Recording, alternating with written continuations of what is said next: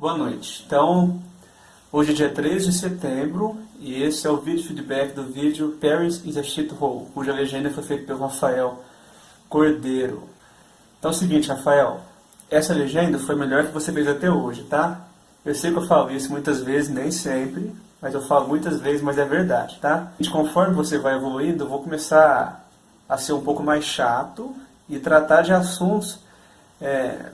não de assuntos, mas tratar de aspectos mais específicos, discutir um pouco melhor alguns pontos que você acertou, então comentar os acertos também, não só ficar achando erro e corrigindo aqui, né? Então teve umas partes que eu já percebi aqui que você teve umas sacadas muito boas, vou comentá-las quando chegar nelas, tá? Então eu vou dar play no vídeo aqui, pausar quando for conveniente e comentar.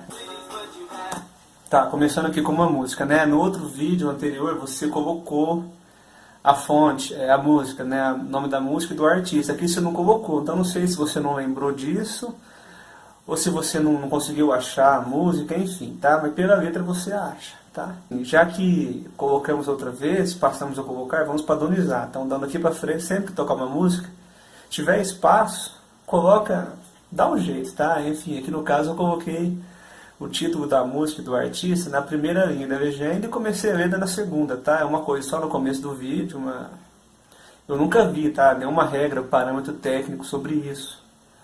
Sim, não sei se na indústria fazem isso dos filmes. No nosso caso, já vi que caiu bem, tá? Então estamos liberados para fazer isso. Você já foi para Paris, França? Tá, em português dizendo você já foi para Paris, na França. Ficou meio anglicista isso, mas é um detalhe que importa, ok?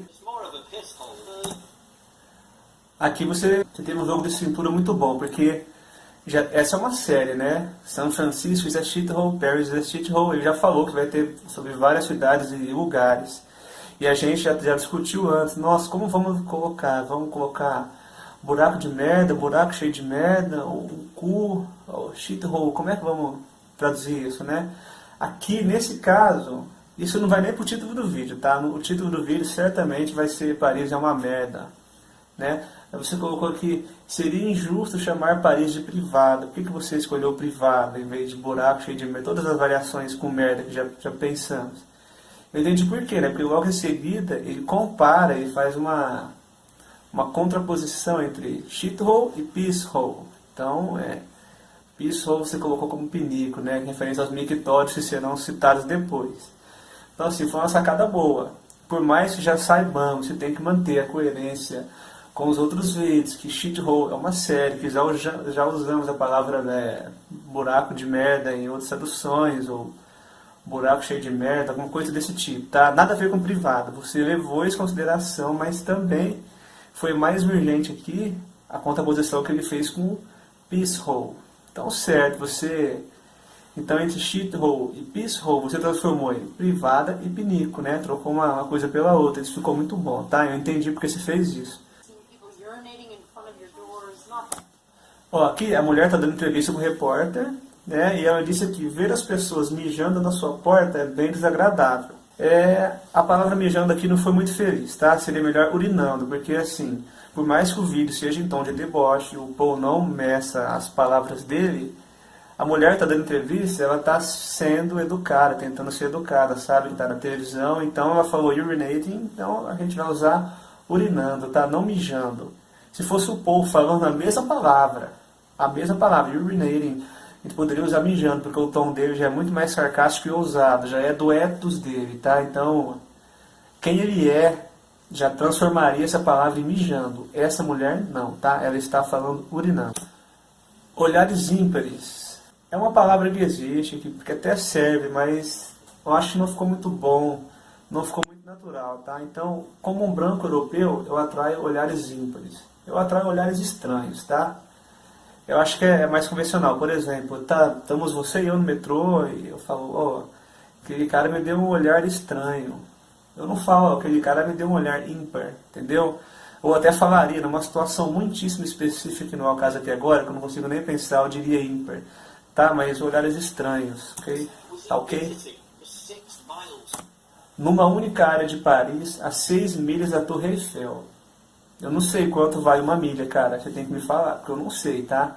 eu tive que pesquisar para saber que vale a 10 quilômetros. Então, não usaremos milhas, jardas, pés, etc., polegadas nas traduções, tá? A gente usa o sistema métrico, eles usam esse sistema estranho, imperial aí, os britânicos e americanos.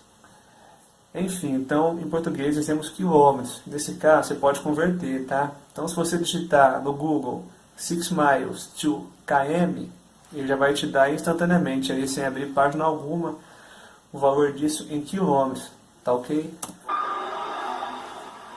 Parece GTA o bagulho, mano. Essa aqui foi muito boa. Em inglês, ele usou uma fraseologia muito convencional do inglês, né? Gotta love something, blá blá blá. Então você colocou, olha bem, essa solução foi muito boa, porque lá na frente do vídeo eu vou comentar, você solucionou a mesma frase de outra maneira em português, igualmente criativa. Então você colocou aqui, como não amar esse enriquecimento cultural? Então a frase original, gotta love cultural enrichment. É uma afirmação, em português você encontrou uma maneira de dizer a mesma coisa com um tom de pergunta, usando o ponto de interrogação, sem perder nadinha do sentido. Do jeito exato que eu faria, cara, entendeu? Eu não consigo ver aqui agora, rapidamente, pensar uma maneira melhor de dizer a mesma coisa. Tá, 160 mesquitas, tá? Você colocou 60. Então, são 160. Com tráfico de drogas, tribunais de Sharia. Tá, em português dizemos Sharia. Já falei isso pra Daniel, não lembro se você viu, não sei se falei pra você.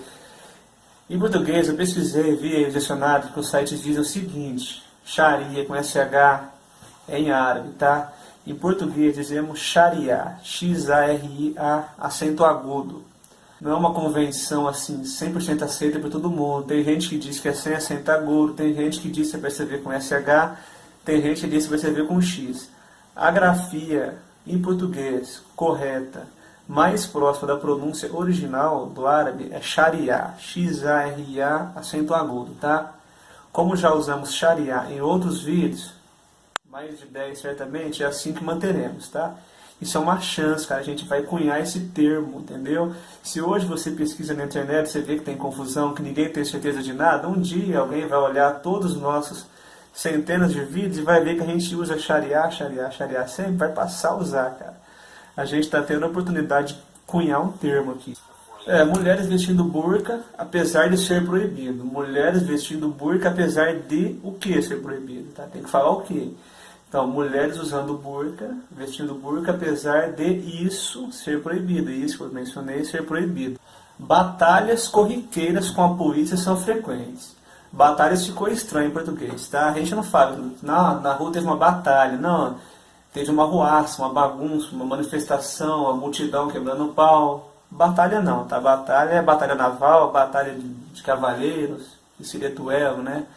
Enfim, você colocou batalhas corriqueiras com a polícia são frequentes. O corriqueiras e o frequente ficou duas palavras dizendo a mesma coisa, tá? Uma coisa que é corriqueira e uma coisa que acontece com frequência, certo? Então, assim, como seria uma maneira mais direta e jornalista de se dizer isso? É muito frequente o quebra-pau com a polícia, ou é muito frequente que os imigrantes quebrem o pau com a polícia, tá? Então, batalhas corriqueiras com a polícia são frequentes. Corriqueiras e frequentes foi redundante, assim como a explicação, que eu disse a mesma coisa duas vezes.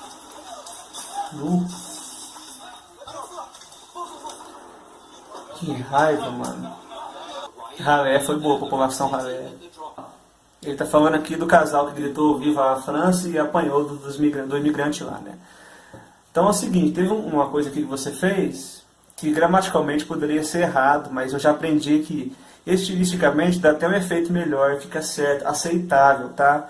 Isso, alguns gramáticos dizem que está errado, mas isso é muito usado, tem na literatura. Ele falou a palavra casal, substantivo casal, e depois colocou um verbo no plural, para se referir ao casal, com casal é uma palavra no singular, né? O plural de casal seria casais. Então, casais apanharam, né? Mas assim, como recurso estilístico, você pode utilizar o verbo no plural e o substantivo, dependendo do substantivo, do caso, entendeu? Não é a esmo não, tá? Tudo tem Tem que ter um jogo de cintura, saber quando você vai fazer isso, não fica feio. Quando um casal francês em Paris gritou "Viva a França", quando o país venceu a Copa do Mundo, apanharam de uma gangue de homens argelianos. Tá? Então, quando um casal francês, blá blá blá, a consequência, apanharam. Um casal, apanharam. Então, um casal apanhou seria o certo, né? Só que quando você diz um casal, blá blá blá blá blá blá, apanharam, você está dando ênfase, lá naquele apanharam lá na frente, você está dando ênfase no fato de que é mais de uma pessoa, que são duas, tá? Você está dando ênfase, vamos dizer que duas pessoas apanharam de uma, porque gritaram "Viva a França" e eram pacíficas, entendeu? Questão de ênfase. Mas até já te falei disso antes, então estou notando aqui mais um caso que você usou, vamos dizer, usou desse recurso estilístico, não sei se conscientemente ou inconscientemente, mas está aqui, tá certo, eu estou comentando, tá ok? O conselho de merda sem favor foi ótimo, cara, foi ótimo. Tá, redistribuição de riqueza cultural, eu não sei de onde você tirou cultural ali, tá? Então, eu cortei, deixei só uma redistribuição de riqueza, nada de cultural, tá? Riqueza, dinheiro, euro, por uma pulseira de merda, 10 a 12 euros, tá? Riqueza monetária. Municípios de Paris não, tá? Eu também não sabia, eu tive que pesquisar. Então ele falou de em todos os 20 municípios de Paris. Então a primeira coisa que eu descobri pesquisando é que não são 20, são 21. Não sei quem está errado, se é eu, Wikipedia. Mas isso não é informação central. Se é 20 ou 21 é muito, tá? Não importa desse cara, deixa 20, ele falou 20. Então a minha pesquisa diz que município não é a palavra adequada. Então substitui por 20 freguesias de Paris, tá? Também não sei por que é freguesia, mas isso que a pesquisa me retornou. Que a divisão é diferente daqui, é uma bagunça. A gente, bagunça não, simplesmente diferente, tá? Corrigindo. Aqui a gente fala cidade, município, estado, bairro. Tem lugares que tem distrito. Eu não sei nem o que é um distrito, cara. Não sei definir o que é distrito. Bairro 13, distrito 13, sei lá que diferença é, tá? Mas enfim, justamente por não saber que eu pesquisei e vi que é freguesia. Recusaram a entrada delas em cafés, tá? Eu substituí por lanchonete, daí em todas as 3 ou 4 vezes que aparece café de novo, daí pra frente, por lanchonete. Só para generalizar e trazer o termo mais próximo da nossa cultura, tá? Domesticar, isso é uma domesticação. Só que a gente não fala café, cara, vamos aí, eu, você, no shopping, no café. A gente até fala, vamos tomar um café, vamos no Starbucks, vamos no McDonald's, sei lá. Mas assim, quando eles falam café, a palavra café é a convenção deles, mas eu queria dizer uma lanchonete. Você chega nesse café francês, chega lá, vende bolo, torta, salgado, café, chá. Em suma, é o que venderia numa lanchonete aqui, tá? Então, as escolas americanas, francesas e britânicas têm cafeterias, as nossas escolas e universidades têm lanchonetes. Se você for nelas, vende mais ou menos a mesma coisa, tá? Aqui não vende pretzel, lá vende. Aqui não vende donuts, aqui vende brigadeiro, lá não. Mas a mesma natureza de coisas, entendeu? Fast food ali, salgado e doce, bebidas gasificadas e café, entendeu? A função do comércio é a mesma, por isso chamamos de lanchonete. Ó, essa conversa, esse diálogo. Um interrompe o outro, é travessão. Então assim, você traduziu certinho ali, tá? Não alterei nada no texto.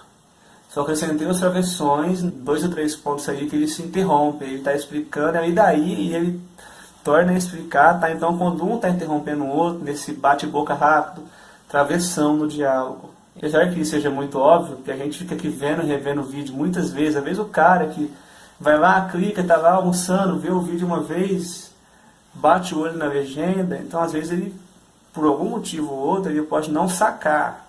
Então por isso que a travessão, a pessoa perceber que mudou o falante. Que fita.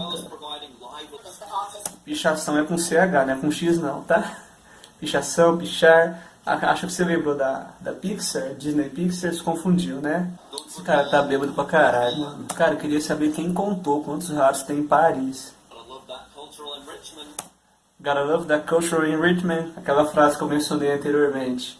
Que você traduzira como não amar tamanha riqueza cultural. Agora você colocou a mesma frase. Impossível não amar essa riqueza cultural, com a exclamação. Veja bem, conforme eu disse, né? Aquela hora você recuperou na forma de uma pergunta. Agora você alterou a sintase da frase, transformou numa exclamação e manteve o mesmo sentido. As duas traduções, os dois trechos ficaram igualmente irônicas, com o teor ali, a astúcia do Paul, e você ainda teve uma oportunidade de exercer a criatividade e não usar a mesma frase em português duas vezes, tá? Isso conta pontos. Ó, isso aqui é o seguinte, tá? Teve uma pequena confusão matemática que meio que importa, se o leitor for prestar atenção, for a fundo, importa. Ele está dizendo o seguinte: houve uma redução em geral de turistas e, ademais, os visitantes chineses reduziram em 21,5%. E os japoneses passaram a visitar 41,2% japoneses, a menos passaram a visitar Paris. Do jeito que você colocou, dá a impressão que menos visitantes passaram a visitar Paris, e desses todos que pararam de visitar Paris, 41% eram japoneses e 21% são chineses. Entendeu a diferença da coisa? Então, assim,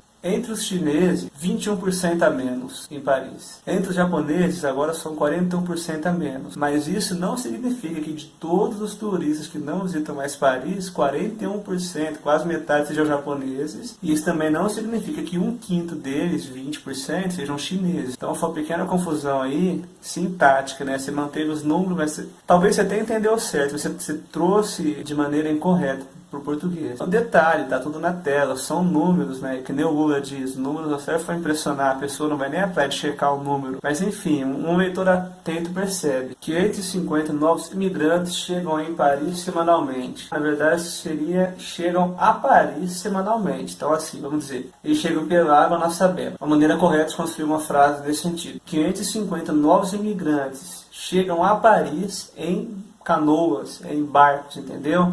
Então tem uma diferença, você chegar em Paris, você chegar a Paris. Eu chego a Paris em um barco. Tá, na oralidade a gente chega, eu te ligo, cara, já cheguei aqui em Nova York, certo? Já cheguei aqui em Berlim. Mas assim, nesse contexto, falando da terceira pessoa, dos imigrantes, no contexto mais formal, eles chegam a Paris, não em Paris. Detalhe que importa. Quando o cara para de errar coisa óbvia, tem que pegar nos detalhes, não tem jeito. Aproveite o hotel porque vale a pena cada centavo. Não, tá, você meio que misturou duas coisas aí. Você podia dizer o seguinte: aproveite o hotel porque ele vale cada centavo, ou aproveite o hotel porque ele vale a pena. Tá? Duas maneiras diferentes de dizer a mesma coisa. Mas agora você dizer aproveite o hotel porque vale a pena cada centavo é meio redundante, estranho, simplesmente estranho. Tá, eu entendi, o leitor vai entender, mas é estranho. Olha nesse caso, falando em primeira pessoa. Quando chegamos em Paris, percebe, eu não sei nem a regra gramatical, cara, é uma coisa tão automática, tão natural pra mim que eu não sei nem explicar a regra, tá? Nesse caso aqui. Olha o seguinte: quando chegamos em Paris, ainda mais que é um comentário de alguém, está vendo? Então, olha o contexto. O gênero textual já é outro. Então, a gente temporariamente sai do gênero textual jornalismo político, que é o ethos do Paul Watts, com toda ironia, sarcasmo e inteligência dele. A gente passa a dar a palavra para o leitor do TripAdvisor, que é uma pessoa comum, como eu e você, um turista que alugou um hotel e foi lá comentar o hotel. Então ele está dizendo, olha, quando chegamos em Paris, não precisa daquela formalidade, quando você chegar a Paris, não, a pessoa comum escrevendo ali o comentário do coração, olha, quando chegamos em Paris. Então assim, dentro desse mesmo vídeo, você tem esse gênero textual jornalístico e aí você tem um subgênero textual dentro daquele que é esse comentário feito por uma pessoa, um leigo, um cidadão, né? Feito na página de um hotel, entendeu? Então é outro gênero textual, a abordagem gramatical já pode ser outra. Então tem coisas que você diz na oralidade pode trazer para o texto escrito, como num relato, entendeu? Nesse relato que estamos vendo aqui, de uma opinião sobre um hotel. Né? Mas agora se você é um jornalista com um grande público, fala de assuntos polêmicos de maneira formal, ainda que sarcástica, você tem que obedecer uma regra mais estrita, né? Mais formal, de escrita, até mesmo para diferenciar a linguagem jornalística de quem está gravando o vídeo e a linguagem do cidadão lá, né? Tem que diferenciar, entendeu? Assim como eu estava lendo, eu li esses dias que um grupo vai retraduzir todas as obras do Tolkien no Brasil, não que as traduções antigas fossem ruins, mas sim que eles querem fazer alguns ajustes de ordem estilística. Por exemplo, os Hobbits todos, eu nunca li Tolkien, tá? Só li Hobbit, eu não li o resto. Enfim, mas diz ele que, esse rapaz entrevistado, tradutor, diz ele que os Hobbits falam de uma maneira mais rural, mais simples, gente comum, e os elfos falam de uma maneira mais formal, mais arcaica, mas ele disse que na tradução ficou tudo nivelado, achatado, entendeu? Então os hobbits falam como os elfos. Na verdade não poderia ser assim, né? Tem um livro, esqueci o livro de algum, não lembro agora, tá? Mas aí tinha uma certa população nesse romance que morava numa ilha isolada no Pacífico, e eles conversavam diferente entre si, em inglês, mas uma linguagem diferente, que é um povo lá no meio do nada, né? Não eram ingleses. Enfim, aí a tradução brasileira, o cara optou por fazer com que essa população falasse como se fosse nordestino, entendeu? Então, assim, é polêmico, não sei se eu faria isso, não sei qual seria uma solução melhor, eu nunca meti a cara a esse ponto, mas eu sei que isso é um tipo de impasse que existe, entendeu? Então, dei todo esse exemplo para justificar que o certo é os imigrantes chegam a Paris, mas eu posso falar aqui, conversando, batendo um papo com você, cara, cheguei em Paris e vi isso, isso e isso, entendeu? Depende de quem está falando, por que meio está falando, para quem está falando, com que intenção está falando, né? São detalhes que importam. Ó, o livro Submissão, Submission é o nome do livro. Sem problema nenhum, você pode colocar submissão, tá? O título do livro é uma palavra só, certamente não tem em português, mas olha, não tem tanto problema. É uma palavra só, é cognata, submission, é submissão, tá? Você não vai ter grandes perrengues com isso, não. Você fez certo. Só que aí você colocou submissão, letra minúscula e sem aspas. Ficou uma palavra solta ali no texto corrido, tá? Então, sem colocar a primeira letra maiúscula e entre aspas ou um itálico para a pessoa saber que submissão é o nome do livro. Por mais que esteja na tela ali, né, a capa, submission, do Michel. Mas enfim, é só para manter uma padronização, entendeu? Para o leitor saber. Submissão não está... Je suis Charlie, você colocou o Charlie com letras todas maiúsculas. Certamente porque no vídeo tem o letreiro lá, tudo maiúsculo, né? Mas não, na legenda você está colocando, nesse caso aqui agora, o que o Paul está dizendo, não o que está escrito. Se está escrito lá atrás é por acaso, e para você copiar o francês, que a gente não fala, né? É o seguinte, Je suis Charlie, primeira letra maiúscula, o resto minúscula, normal, tá? Não precisava e não era para ter colocado tudo maiúsculo. Ah, eles mereciam por ter desenhado esses cartoons horríveis, por ter feito esses desenhos horríveis. A gente não diz cartoon. A gente até diz na internet, sabe o que é, em comentário inteligentezinho de YouTube. Mas assim, num vídeo, numa legenda formal para um vídeo que vai para o público, a gente domestica, tá? Então, eles mereciam porque fizeram esse desenho horrível. Todo mundo sabe o que foi, todo mundo lembra do caso, que foi desenhado o Maomé lá, sei lá, desenharam ele feio, sei lá, de cueca gordo, não lembro, desenharam ele, sei lá. Fizeram alguma blasfêmia herética lá contra ele, e a cada vez estava significativamente pior. A cada vez, quem estava significativamente pior? Paris? Ah, eu não posso repetir o nome da cidade, vai ficar feio, então a cidade, tá? Então, assim, a cada vez que voltei a Paris, a cidade estava significativamente pior. Eu não posso dizer a cada vez que eu voltei a Paris, estava significativamente pior, porque dá a impressão que eu estava pior. Se eu te digo, cara, a cada vez que eu voltei ao Rio de Janeiro, estava pior. A cada vez que eu voltei, estava pior. Não dá a impressão que a cada vez que eu voltei, eu cheguei lá mais deprimido, com mais dor nas costas por causa do voo. Então tem que deixar claro, tá? Estava pior. Mas quem? Eu? A cidade estava pior? Então tem que deixar isso claro. Paris is a shithole. Aqui você colocou lugar de merda e não privada. Porque o lugar de merda é como já estamos referindo a São Francisco e outros lugares, Haiti. E agora você não usou a privada porque ele não está fazendo a contraposição com o pinico. Ah, mas ele disse a mesma coisa, no mesmo vídeo, tem que manter uma consistência interna, tem prioridades, tá? You know, priorities. Por algum milagre, ela precisa se recuperar. Não, por algum milagre, ela pode se recuperar, ou pode até se recuperar, tá? Ela precisa se recuperar, mas não por um milagre. Por um milagre, ela pode se recuperar, tá? Então, eu corrigi isso. Mas até que aconteça... Até que o que aconteça? A gente sabe que está falando de milagre, mas a gramática não sabe, tá? Então, assim, ela pode, por um milagre, se tornar melhor. Mas até que isso aconteça, eu não volto mais. Paris is no longer Paris. Beleza, Joe?